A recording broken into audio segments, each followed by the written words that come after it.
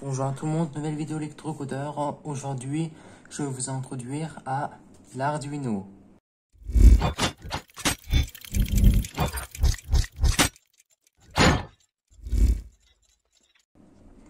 Les Arduino sont des circuits qu'on va programmer en C ou C++. Les Arduino sont programmables d'une simplicité énorme. Tout le monde peut s'y lancer, même les débutants. Moi-même, j'en suis un pour vous le dire. Je vais vous présenter les différents types d'Arduino. Moi là, j'ai le Uno sous la main, que vous voyez. Le Uno, il a 13 ports digitales. Les ports digitales sont la manière dont il envoie. S'il envoie des 0, qui signifie qu'il envoie 0 volts, ou qu'il envoie 1, il enverra du 5 volts. Ça, c'est le langage binaire, mais vous comprendrez à un moment. Et il a 6 ports analogues. On peut lire, tout simplement. Là, je vais vous montrer le Nano. C'est le même processeur que celui qui est dans le Uno. C'est juste la taille de la carte qui est bien plus petit. C'est plus simple si vous voulez l'introduire dans les projets qui sont dans des petites boîtes ou qui a un peu moins de place. Celui-là, c'est le Mega. Il est beaucoup plus costaud, il est plus fort. Il a beaucoup plus d'entrées, de sorties. C'est vraiment si vous avez besoin de gros projets que vous avez besoin de beaucoup de ports, mais souvent vous n'en avez pas besoin. Mais je viens de vous le montrer quand même au cas où. Il y a aussi l'ESP 8266 que je suis en train de vous montrer là. L'ESP 8266, il a la particularité d'être connecté au Wi-Fi. Donc vous pouvez contrôler la sortie directement depuis votre smartphone. Par exemple, si vous faites de la domotique ou si c'est juste pour vous amuser, je trouve celui-là il est pas mal plutôt. Hein. Sinon, ça reste un peu pareil le fonctionnement que sur un autre modèle Arduino. Il y en a encore plein d'autres que je vous ai pas dit, mais il y a par exemple le Yule, le Duominanov, le Lilipad, mais je vous ai dit quand même, je pense, les plus populaires. Avec un Arduino, vous pourrez faire des choses infimes. Vraiment, vous pourrez faire plein de choses. Vous pourrez faire un drone, une voiture, une télécommande, un projecteur, je sais pas. Vous pouvez tout faire, une imprimante. Ce qu'il vous faut, c'est de l'imagination. Et il vous faudra aussi les actionneurs ou les entrées. C'est ce que je vais vous montrer là maintenant. J'ai plusieurs types d'actionneurs ou d'entrées. Je vais vous les montrer. Tout d'abord, je vais vous montrer le composant le plus basique, la LED. Je pense, un des plus importants. C'est vraiment la base chez quelqu'un qui se lance dans la programmation avec l'Arduino. C'est un composant important. Les LED, il en existe plusieurs. Là, j'en ai aussi en jaune, mais en blanc, en bleu, en vert. Il y a aussi les boutons. Je pense que vous savez à quoi ça sert. C'est quand vous appuyez, ça fait quelque chose. Ça ouvre la lumière, ça ouvre le micro-ondes ou n'importe quoi. Et là, maintenant, je vais vous montrer d'autres composants que j'ai. Il y a par exemple le tilt switch. Le tilt switch, c'est une biomercure qui fait passer le courant en panne lorsqu'on le bouge. J'ai une photorésistance. Une photorésistance, c'est ça. Il fait passer le courant en fonction de la lumière. Si par exemple il y a une faible intensité de lumière, il ne laisse pas beaucoup passer la lumière. J'ai aussi le récepteur infrarouge que vous devez certainement voir dans votre télé. Lorsque vous appuyez, c'est lui qui décode le signal et qui vous permet par exemple de changer la chaîne ou d'augmenter le volume. J'ai aussi ce qu'il y a dans votre télécommande. C'est lui qui envoie les signaux. C'est une LED qui ressemble aux LED de tout à l'heure, mais qui a l'avantage cette fois-ci d'être pour les signaux infrarouges. On les voit pas à l'œil nu, mais on les voit seulement, par exemple, des appareils photo numériques. Je vais vous montrer les moteurs. Il existe différents types de moteurs. Par exemple, les servomoteurs qui peuvent tourner de 180 degrés. Par exemple, si vous faites le bras d'un robot qui marche, c'est plutôt utile. Là, j'ai le moteur pas à pas. Les moteurs pas à pas, c'est comme les humains. Les pas, vous pouvez faire à l'avant, à l'arrière, ou vous pouvez dire si vous voulez que ça parte plus vite ou pas.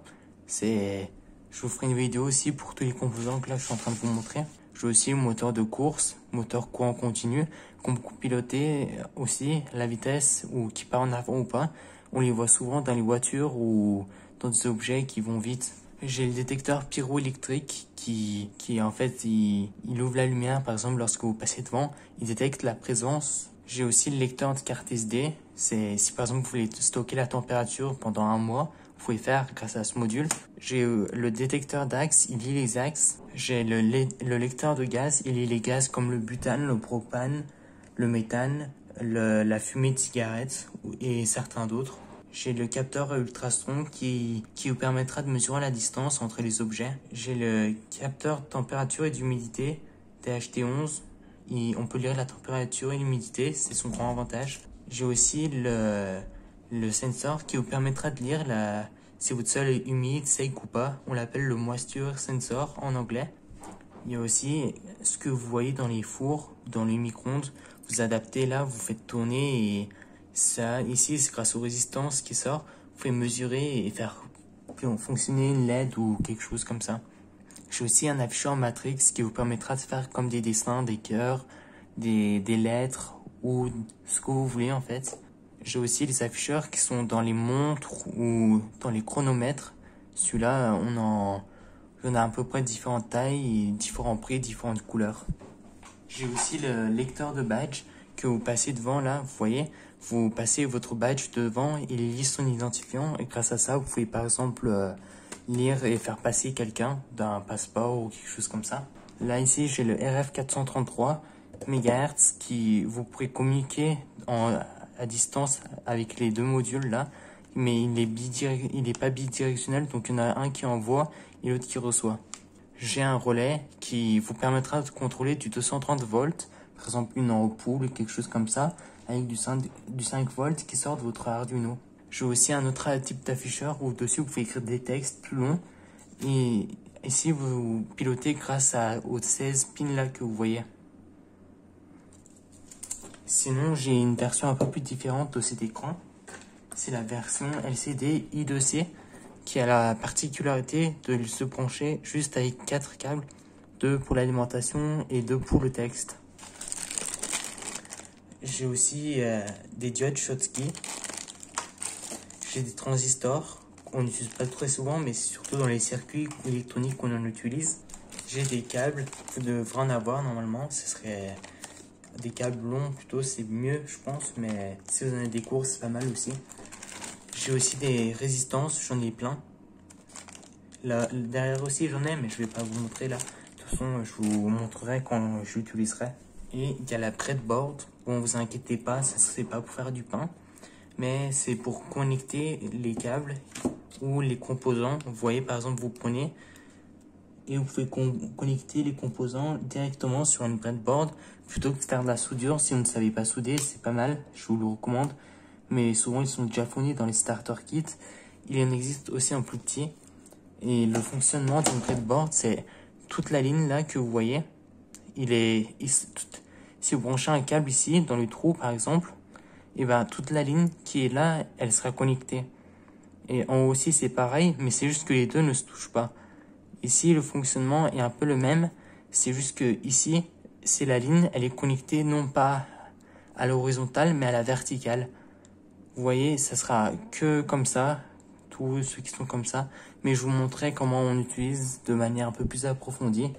Maintenant, on va se rendre dans l'IDE Arduino, on va coder, je vais vous envoyer quelques exemples, mais je l'avais déjà installé au préalable. Si vous n'avez toujours pas installé, vous pouvez les télécharger, je vous mettrai le lien de ma vidéo. Maintenant, on va commencer le programme. On va commencer par les fonctions les plus basiques, je vais écrire et je vous expliquerai un peu plus après. D'abord, vous créez int LED, si vous voulez vous l'appeler autrement, c'est le nom d'une variable. Les variables, comme leur nom l'indique, c'est des variables qui changent, variables comme varier, tout ça. Donc, il pourra toujours changer. Je mets sur la pin 8. Là, vu que j'avais branché sur la pin 8 de l'Arduino, là je mets pin 8. Après dans le setup, vous êtes obligé de laisser ces deux fonctions là actives, parce que si vous ne le laissez pas, il ne pourra pas vérifier le programme et l'envoyer après. Vous faites pin. Vous faites pin mode. Vous dites le nom de la variable. Moi ici c'était LED. Et je dis qu'est-ce qu'il est, si c'est une entrée ou une sortie. Moi dans mon cas c'est une sortie, on écrit output alors en grand. Et en C ou en C++, à la fin de chaque fonction ou chaque code que vous écrivez, vous êtes obligé de mettre un point virgule. Maintenant on l'a dit que la LED est en sortie. Maintenant, on va lui dire allume la LED, envoie du courant sur la LED pendant une seconde. Laisse-la allumer pendant une seconde, rééteins-la, réallume-la et ça en boucle. C'est pour ça qu'on va mettre ce code-là dans loop, void loop. À chaque fois qu'il finira, il reviendra au début et recommencera. Alors que dans void setup, il fait qu'une fois et c'est au début du programme. Donc on va utiliser la fonction digital write et vous écrivez le nom de la broche. Moi ici c'est le nom c'est LED, ou sinon j'aurais pu écrire 8 directement, mais si vous changez après en autre c'est plus simple. Donc vous faites LED, vous faites high qui signifie haut. Donc la LED elle va passer à l'état haut, donc elle va s'allumer. Et après vous dites delay, la fonction delay, vous dites le temps. Donc avec l'Arduino, faut pas dire 1 comme une seconde, mais il faut dire 1000. 1000 ça signifie une seconde, 2000 2 secondes, 3000 3 secondes, etc. Donc on va dire attends une seconde. Vous n'oubliez pas de mettre le point virgule. Vous réécrivez digital write. Et cette fois, à l'intérieur, vous dites encore LED, mais au lieu de dire high, vous dites low.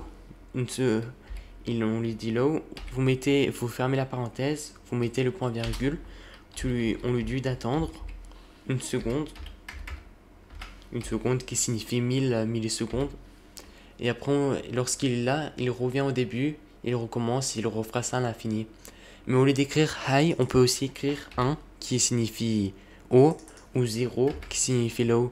Mais quand on écrit low, c'est quand même plus lisible et un peu plus beau plutôt que d'écrire 1. Mais si vous n'avez pas envie, vous pouvez même écrire 1 ou 0. Maintenant, le programme il est terminé. Si vous venez dans outils, dans formatage automatique, votre code il fait du formatage, ce qui veut dire qu'il met les tabulations lui-même, il le rend un peu plus beau et plus visible. Maintenant, en même temps que j'ai terminé le programme, vous allez cliquer sur vérifier. Il vous demande de l'enregistrer. Pour l'instant, moi je fais annuler. Je n'ai pas besoin de l'enregistrer. Il met compilation terminée. Il dit que il prend la place, etc. Ça, c'est pas très important. Maintenant, vous venez dans outils, type de carte, Arduino Uno. Moi, c'est un Arduino Uno, mais si vous serez dans un Mega ou Nano, vous le choisissez. Vous venez dans le port, mais avant d'envoyer le programme, il faut le connecter. On va le connecter grâce à un câble comme ça, les câbles qui sont souvent dans les imprimantes. Ce côté-là, il vient ici, on va le brancher là dans la carte Arduino. Et l'autre côté de ce câble, il va aller dans votre ordinateur sur un port USB. Donc maintenant qu'il est connecté, il est bon. Vous voyez, il y a une LED qui s'allumait. C'est la LED TX qui signifie qu'il envoie, transfère, on va dire. Il transmet. Alors que la LED RX, c'est pour indiquer qu'il reçoit. Donc maintenant, vous revenez dans port. Vous voyez le port, vous choisissez le port Arduino Uno /dev tty ACM0. Il l'a trouvé tout seul. Vous faites ça. Et maintenant, vous allez envoyer le programme. Maintenant qu'il est prêt, vous faites téléverser. Il vous demande encore d'enregistrer, mais moi je vais pas enregistrer. Et vous voyez là, il y a des LED qui clignotaient. Et le téléversement est terminé.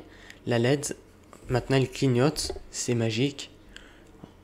Vous voyez, une seconde, elle est allumée, éteinte, une seconde, elle est allumée, une seconde. Tout ça, elle fait ça en boucle. Maintenant, vous venez d'allumer une LED, je vais rentrer dans d'autres détails, je vais vous expliquer d'autres choses. Mais maintenant que vous avez compris ça, vous pouvez allumer une LED et si vous avez bien compris le code, si vous voulez, vous pouvez même changer. Au lieu de la laisser allumer une seconde, vous pouvez la laisser 5 secondes allumée et éteindre une seconde encore. Je retéléverse le code. Regardez bien aussi sur les LED là que vous allez voir. Là, il y a les LED qui clignotent. RX, ça signifie recevoir et TX, transmettre. Donc maintenant, la LED, elle va rester allumée 5 secondes, et etc., etc. Maintenant que vous avez réussi à allumer une LED, je vais vous montrer autre chose. Je vais vous montrer les commentaires. Les commentaires, ça n'a pas d'importance dans le code, mais si vous travaillez en groupe ou que vous n'allez pas relire votre code avant plusieurs mois, c'est plutôt utile. Pour créer un commentaire, vous appuyez sur // et vous écrivez votre texte. Ceci par exemple, et vous écrivez votre texte. Moi, je vais écrire ceci est un commentaire. Ceci est un commentaire, mais vous pouvez très bien écrire autre chose. Par exemple, je sais pas, n'oublie pas de changer la lumière. Et si vous voulez écrire un commentaire sur plusieurs lignes, il y a une autre façon plutôt que d'écrire quoi slash à chaque nouvelle ligne. Vous appuyez sur slash, l'étoile de multiplication. Maintenant, vous venez et vous voyez, il a créé. Lorsque j'appuie sur entrée, il a complété automatiquement. Maintenant, j'écris tout mon code là. En gros, mon commentaire pour être précis. Par exemple, voilà. Vous écrivez entrée. Et là, maintenant, vous écrivez sur plein de lignes. Maintenant, les commentaires en plusieurs lignes, c'est devenu plus simple. Parce qu'avant, il fallait refermer en faisant étoile. Et après, non, fallait faire slash aussi après. Maintenant, je vous ai montré ça, mais je vais aussi vous montrer autre chose. Par exemple, je vais vous montrer les différents types de variables. Il y a les int qui signifient entier. L'aide, c'est entier. Par exemple, les entiers, c'est 8, 9, 10, 11. Tous les chiffres qui n'ont pas de virgule. Mais après, si vous faites float, c'est plutôt, on va dire, pour la température. Si vous voulez avoir quelque chose de plus précis, float temp, on va dire temp au lieu de température, c'est 24,58, on va dire, degrés Celsius. Et il y a aussi l'écart, en gros, qui signifie caractère en anglais. Temp, si vous voulez, vous faites comme ça, vous créez et vous écrivez votre texte. Imaginons, voilà, ça. Ou le prénom, si vous voulez, par exemple, ou le nom. Par exemple, Jean. Non, vous voyez maintenant, on a créé un caractère, non. Oh, il y a aussi les caractères, il y a d'autres types d'entiers, il y a de variables, il y a les longues, c'est pour écrire des chiffres qui sont bien plus longs. Par exemple, je sais pas, nombre d'habitants, on va mettre habitants. Imaginons que dans votre ville, il y a, je sais pas, beaucoup plus d'habitants qu'autre part. Par exemple, peut-être 1 million. Je sais pas là si j'écris 1 million, mais là on voit les habitants, il y en a plein, on va dire. C'est pour stocker des chiffres plus grands que des entiers qui sont souvent pas autant grands. Je vous ai montré pin mode output, mais si vous voulez par exemple lire l'état d'un bouton, vous devrez faire pin mode bouton et vous devrez faire input, ce qui signifie entrée en anglais. Donc il sera en entrée. Je vous ai montré ça aussi. Et il y a d'autres choses à voir encore. Par exemple, vous pouvez faire des conditions. Il y a plusieurs types de conditions. Par exemple, if. Vous dites if qui signifie si. Vous dites à l'intérieur de la parenthèse qu'est-ce que vous voulez. Par exemple, si vous faites habitant, là on va réduire la variable habitant qui avait 1 million, je crois bien, d'habitants. Oui, non, on a même plus, je crois bien. Maintenant, normalement, on doit en avoir 1 million. 1 million d'habitants. Si le nombre... si habitants... Si habitant est plus grand, on utilise ça pour dire plus grand. Si habitant est plus grand que 500 000,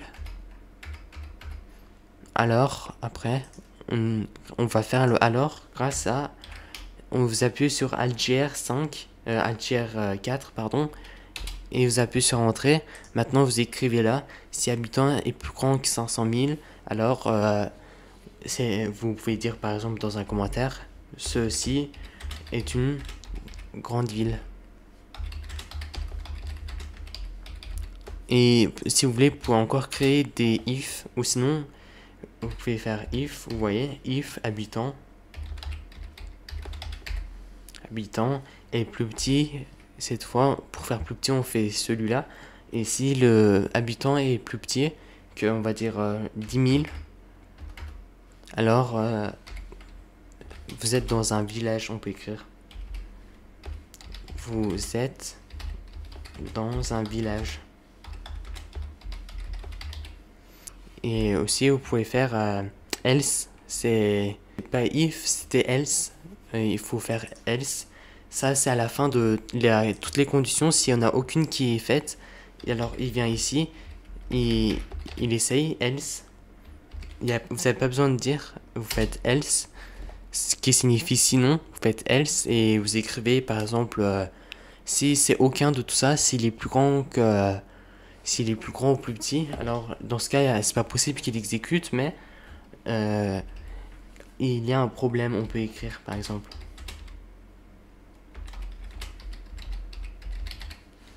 Maintenant, vous avez vu, sinon, d'abord, le programme, il vient là, il exécute tout ce qu'il y a là, il exécute ça s'il peut, mais là, ici, il exécute, donc c'est bon. Une fois qu'il termine, il vient là, il essaie de voir s'il peut pas, donc il quitte. Il essaie même pas de l'exécuter. Après, il vient dans le else et il voit, il essaie aussi. Et si c'est vrai, alors il exécute. Alors, vous pouvez faire un autre exemple, par exemple, âge, qu'on va stocker cette fois-ci dans un entier, donc int, et on va dire que vous avez 16 ans, et on va dire quelqu'un veut rentrer, vous dites si l'âge il est plus grand que 18, alors dans la boucle cette fois-ci vous écrivez tu peux rentrer dans le bar, tu peux rentrer dans le bar, mais mais on va dire qu'il n'a pas plus de 18 ans. Sinon, s'il n'a pas plus de 18 ans, alors rentre chez toi, petit. Vous pouvez dire ça par exemple. Rentre chez toi, petit. Vous voyez, vous pouvez créer des conditions facilement. Maintenant, je vais vous parler des boucles. Il existe plusieurs types de boucles. Et de boucles, il existe les boucles while, c'est la plus simple, on va dire, et les boucles for. Si vous voulez, vous effacez tout ça.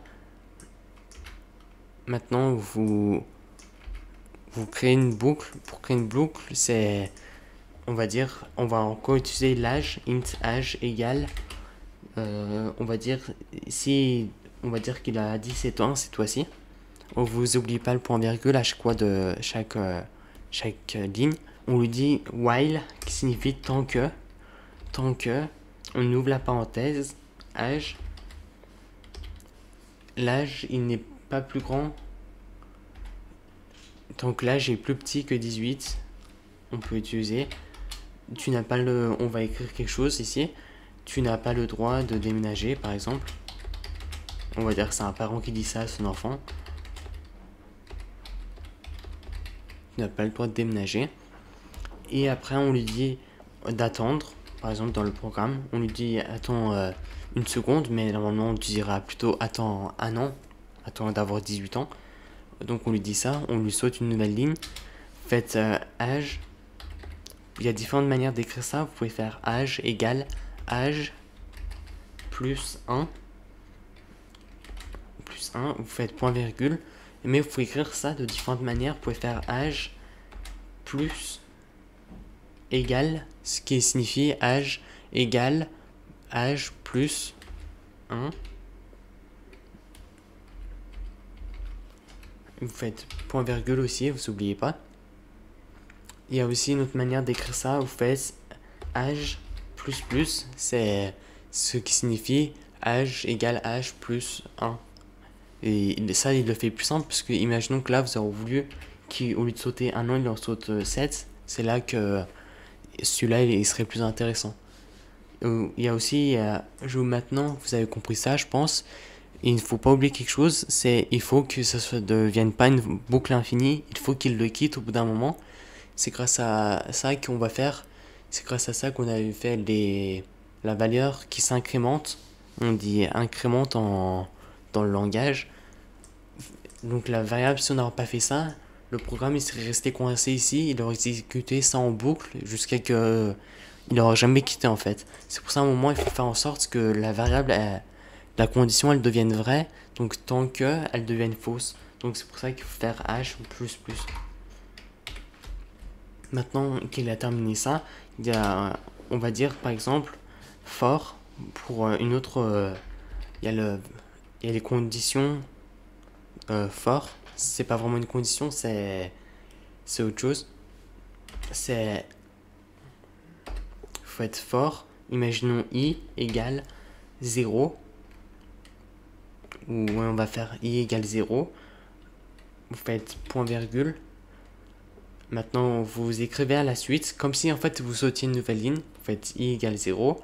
Vous écrivez i, tant que i, il est plus grand que 12 ans, on va dire, 12. Point virgule. Qu'est-ce qu'il va nous faire si c'est vrai? Et ben, on va lui dire par exemple, fait i moins moins. Au lieu d'écrire plus, on peut écrire moins moins aussi. Ça revient à la même chose. Vous ouvrez les crochets, vous faites entrer, il écrit un nouveau crochet, vous écrivez votre code ici. Par exemple, vous pouvez dire allume la LED, et pour allumer la LED, maintenant vous savez, c'est digital. Digital write.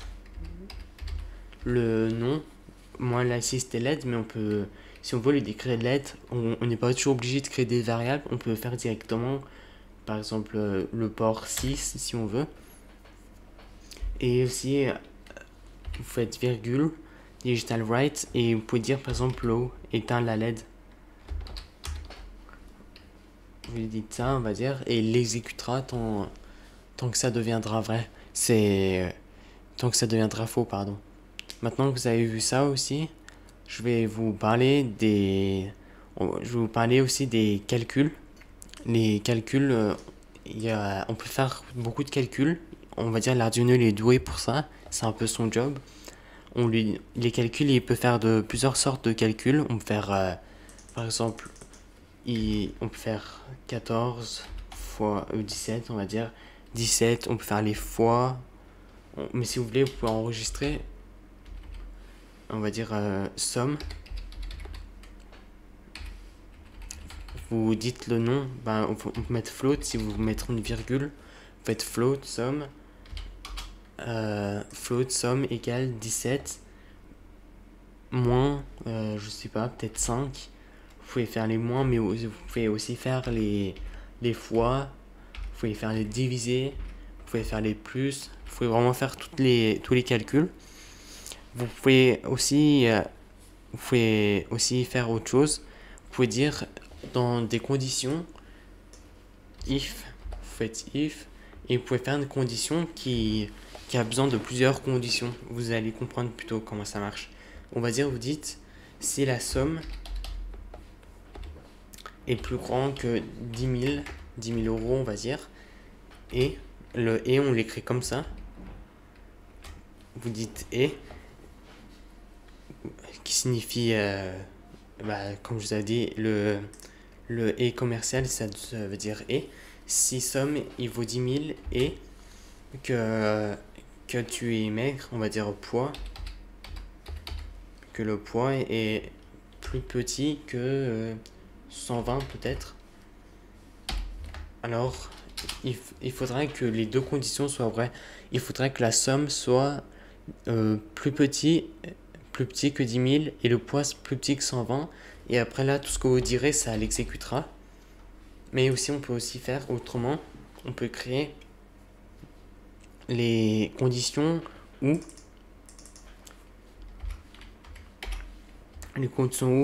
il faut utiliser ALTGR 6. Vous faites deux fois comme ça. C'est-à-dire si la somme vaut plus petit que 10 000 ou le poids est plus petit que 120, alors tu l'exécutes. Cette fois-ci, il n'a pas besoin que les deux soient vrais. Juste un, ça nous suffira. Et il y a aussi le nom. Le nom qui...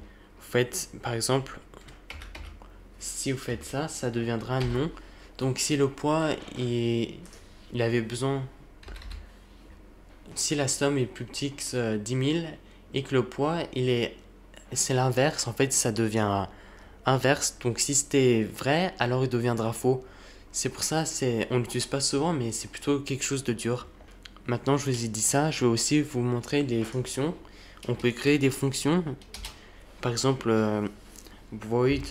On peut écrire void si on va rien retourner, qui signifie vide. Void, ça veut dire vide.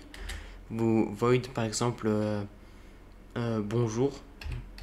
On va faire bonjour. Vous écrivez entre parenthèses si vous voulez récupérer quelque chose, par exemple car texte, vous fermez la parenthèse, vous ouvrez les crochets, vous faites entrer, et maintenant vous écrivez là, par exemple, on va dire print, on l'utilisera plus tard, mais pour l'instant on va faire comme si ça marchait. On va écrire print et on va écrire texte, print texte, et maintenant vous pouvez utiliser ça autant que vous voudrez, et ça vous venez après dans le programme, vous venez par exemple dans le loop et vous utilisez la fonction en disant bonjour entre parenthèses le texte. Donc je sais pas, vous dites quoi, par exemple je m'appelle électrocodeur. Je m'appelle électrocodeur. Voilà, vous fermez la parenthèse, vous fermez les guillemets aussi d'abord, vous appuyez sur le point virgule, et normalement à chaque fois qu'il sera dans le loop, il va faire ça tout seul automatiquement. Vous pouvez aussi créer d'autres types de fonctions, oui. Vous pouvez faire par exemple des ints, qui signifie qu'on va retourner un entier. À la fin, vous faites return, et vous dites qu'est-ce que vous voulez retourner. Bah, imaginons que nous on voulait retourner le vieux, on va dire, on va créer une fonction vieux, et c'est toi dans là-dedans, on va dire int âge. Donc on va afficher l'âge cette fois-ci, on va dire âge, et à la fin si on veut on peut faire quelque chose, par exemple on fait âge plus, et maintenant si on avait rentré par exemple 43 ans, on aura 44 à la fin, mais pour qu'on puisse récupérer ça, faut faire return âge. Maintenant une fois qu'on a refait ça, il va nous retourner l'âge, donc on pourra le récupérer. Et il faut savoir autre chose sur les fonctions. Il existe les variables de type local. Par exemple, si ici vous avez écrit âge, vous ne pouvez pas le récupérer là. Par exemple, vous ne pouvez pas faire dans la fonction void loop, vous ne pouvez pas faire print âge et ça fera une erreur, ça ne marchera pas. Alors qu'une variable globale, vous pouvez l'utiliser de partout. Par exemple, on va dire homme, int homme. Vous pouvez créer une variable et la réutiliser dans tout le code. Int homme égale 59. Et maintenant, vous pouvez utiliser de la variable homme dans tout le code, même là, si vous voulez, même là. Les variables locales, ils sont seulement dans le lieu où on les crée et ils sont supprimés une fois qu'on n'a plus besoin. Donc nous, la variable âge qu'on avait créée dans la fonction vieux, il va être supprimé dès que la fonction vieux, on l'utilisera plus. J'espère que la vidéo vous a plu. Si c'est le cas, alors vous pouvez vous abonner, liker, partager et commenter. C'était Electrocodeur. Ciao.